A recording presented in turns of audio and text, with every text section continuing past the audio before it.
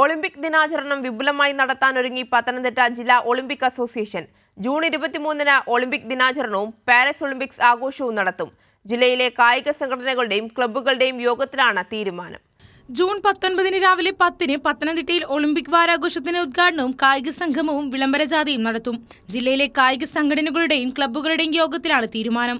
June 20 മുതൽ 22 വരെ ജില്ലയിലെ വിവിധ മേഖലകളിൽ കായിക മത്സരങ്ങൾ, സെമിനാറുകൾ, അനുമോദന യോഗങ്ങൾ, റാലികൾ തുടങ്ങിയവ സംഘടിപ്പിക്കും. ജൂൺ 23-ന് തിരുവല്ലയിൽ കൂട്ട ഓട്ടവും ഘോഷയാത്രയും ഒളിമ്പിക്സ് ഗെയിമുകളുടെ പ്രദർശനവും സംഘടിപ്പിക്കും.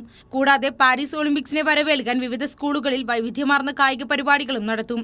ജില്ലാ sports council president K Anilkumar ആലോചനാ യോഗം ഉദ്ഘാടനം ചെയ്തു. ഒളിമ്പിക് അസോസിയേഷന്റെ സന്ദേശം, അതായത് പാരീസിൽ നടക്കുന്ന ഒളിമ്പിക്സിന്റെ ദിനത്തിന്റെ ഭാഗമായിട്ട് നമ്മുടെ ഒളിമ്പിക് അസോസിയേഷന്റെ ഒരൊറ്റ യൂണിഫോമിൽ തന്നെ, ഒരൊറ്റ ജേഴ്സിയിൽ തന്നെ വിവിധ അസോസിയേഷനുകൾ അതുമായി ബന്ധപ്പെട്ട് സഹകരിച്ച് അത് ഉപയോഗിച്ചു കഴിഞ്ഞാൽ വലിയൊരു ഇതായിരിക്കും നമുക്കുണ്ടാകുന്നത്. വളരെ കളർഫുള്ളായി പരിപാടി നമുക്ക് ഏറ്റെടുക്കാനായിട്ട് നമുക്ക് സാധിക്കും. ഒളിമ്പിക് അസോസിയേഷൻ ജില്ലാ പ്രസിഡന്റ് ആർ പ്രകാശ് ബാബുവിന്റെ അധ്യക്ഷത വഹിച്ച യോഗത്തിൽ അസോസിയേഷൻ ജില്ലാ secretary R Prasannakumar, treasurer Charlie Cheriyan തുടങ്ങിയവർ പങ്കെടുത്തു. കൈരളി ന്യൂസ്, പത്തനംതിട്ട.